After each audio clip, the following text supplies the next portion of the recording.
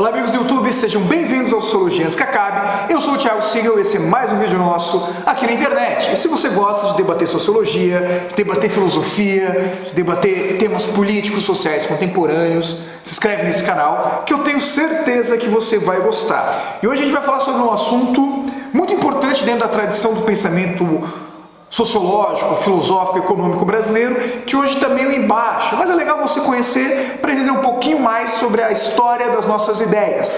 Vamos falar hoje sobre a teoria da dependência. Se você já ouviu falar sobre a teoria da dependência, deixa o like nesse vídeo, se inscreve no canal e compartilha, é claro. Muito bem, nós vivemos num mundo capitalista. E como tal, o capitalismo é um sistema que vai alternar entre períodos de crise e períodos de desenvolvimento. Os períodos de crise seriam os períodos onde as taxas de lucro estão próximas a zero ou estão negativas, enquanto os períodos de desenvolvimento, de maneira bem sintética, correspondem aos períodos onde há crescimento econômico, mas também, isso é muito importante, que esse crescimento econômico implique na melhora da qualidade de vida das pessoas. Nesse momento da história, 2019, nós vivemos um período de crise, mas vivemos um longo período de desenvolvimento. Então o capitalismo alterna nesses ciclos. As grandes crises que ocorreram no início do século passado, crise de 29, depois a Segunda Guerra Mundial, permitiu que surgissem vários modelos de desenvolvimento, narrativas econômicas, sociológicas, filosóficas, que buscassem então maximizar os períodos de desenvolvimento e reduzir os períodos de crise.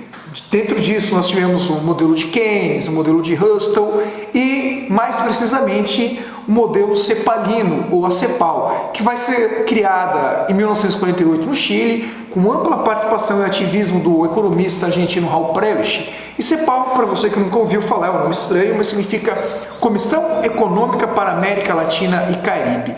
A ideia, em 48, era basicamente que já estava mais do que na hora de nós, latinos-americanos, passarmos a pensar soluções para os nossos problemas econômicos, sociais, políticos, com a nossa própria cabeça. Até então as teorias econômicas, sociológicas eram sempre importadas. O liberalismo que veio da Europa, o keynesianismo que veio da Europa, o próprio marxismo que veio da Europa.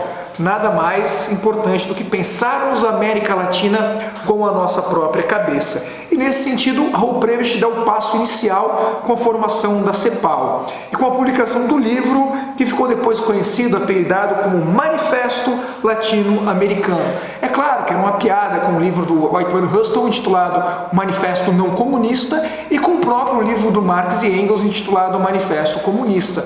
Era então um debate sobre como promover o desenvolvimento na América Latina. E Raul Prebisch e os cepalinos partem da seguinte ideia: podemos dividir o mundo entre dois blocos, os países de centro e os países de periferia. Centro e periferia do sistema ou do modelo capitalista. Nesse caso, os países de centro serão os países que largaram na frente na corrida industrial, enquanto os países de periferia, é claro, são os países que demoraram para se industrializar ou que estavam caminhando na industrialização. Não preciso nem dizer para vocês que em 1948 o Brasil se encaixava perfeitamente como um país de periferia. E a relação entre países de centro e países de periferia, podendo ser amigáveis de um ponto de vista político, mas eram perversas de um ponto de vista econômico.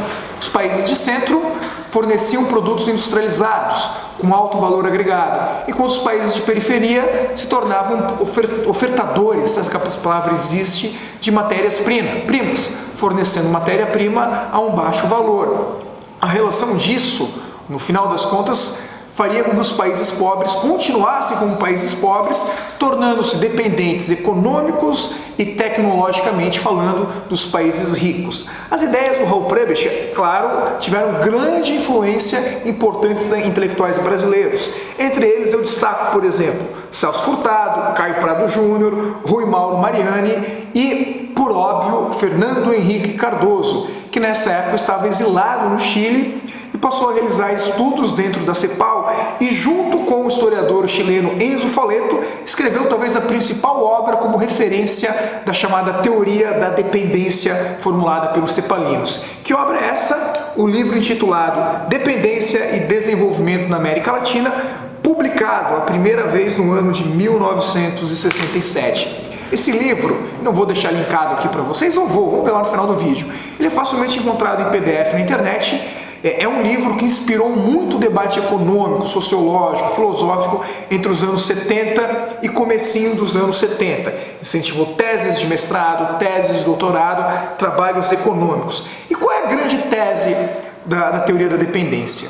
É que nós, América Latina, vivemos uma relação de dependência com os países ricos, uma dependência tecnológica, uma dependência econômica e muitas vezes até mesmo, atenção nisso, uma dependência moral. Aí a gente pode buscar aquele velho conceito do brasileiro como uma espécie de vira-lata, né? Como é que o Nelson Rodrigues chama isso? A síndrome de vira-lata do brasileiro, dependente moral de tudo aquilo que vem da Europa, dos Estados Unidos, porque lá eles trabalham mais, porque lá eles são mais éticos e assim por diante. E o que vai dizer então o Fernando Henrique Cardoso e o Enzo Faleto sobre isso? Que é extremamente importante que os países subdesenvolvidos, ou os países da periferia, vamos usar esse conceito, passem a investir pesadamente em educação, mas não uma educação apenas uma educação universal, mas uma educação de caráter científico, tecnológico, para transformar essa educação de caráter científico, tecnológico, numa indústria de base. Desenvolver a indústria a partir do incentivo à educação, do investimento em educação. Uma indústria diversificada que cada vez mais coloque os países da chamada periferia no centro do capitalismo, em condição de concorrer diretamente com os países já consolidados. E aí, é claro, os Estados Unidos e Europa. Questões parecidas com isso, se a gente parar para pensar de maneira bem prática, ocorreram em países como, por exemplo, o leste da Ásia, que passaram por um grande boom de desenvolvimento em educação e tecnologia recentemente, os chamados tigres asiáticos. A teoria do Fernando Henrique, do Enzo Faleto, ela é de fato uma teoria muito interessante, mas ela acabou caindo em desprestígio, uma palavrinha difícil, por volta dos anos 70, principalmente com o golpe militar no Chile, que vai colocar o Pinochet no poder, vai afastar um pouco essas ideias que tinham um pezinho lá no marxismo, e também com o sucesso, se é que a gente pode falar isso, dos governos Reagan e Thatcher na Inglaterra e nos Estados Unidos nos anos 80, que acabaram impulsionando a corrente de pensamento neoliberal pelo mundo, deixando um pouquinho de lado a teoria da dependência. Nos anos 90, o próprio Fernando Henrique Cardoso se torna presidente no Brasil e solta uma célebre frase, vocês vão lembrar delas, quem é mais velho aqui: esqueçam tudo o que eu já escrevi. Fernando Henrique Cardoso, enquanto político, abandona a teoria da dependência e se agarra ao modelo neoliberal. Por que ele faz isso? Essa resposta, sinceramente, nunca vamos ter. A gente pode desconfiar, a gente pode deduzir, a gente pode fazer indagações sobre o porquê. O fato é, nos anos 90, o mundo mergulhou numa predominância das ideologias neoliberais que acabam sendo retomadas nessa segunda década do século XX, século XXI. Pois bem, o que você acha da teoria da dependência? Ela tem espaço no mundo moderno? Ela consegue ainda responder os problemas? Ela consegue ainda ofertar possíveis soluções para que nós brasileiros conseguimos superar essa crise? Ou a teoria da dependência deve realmente ficar no passado? Quero ver o seu comentário, curta o vídeo, compartilhe, se inscreva no canal. Forte abraço a todos e valeu!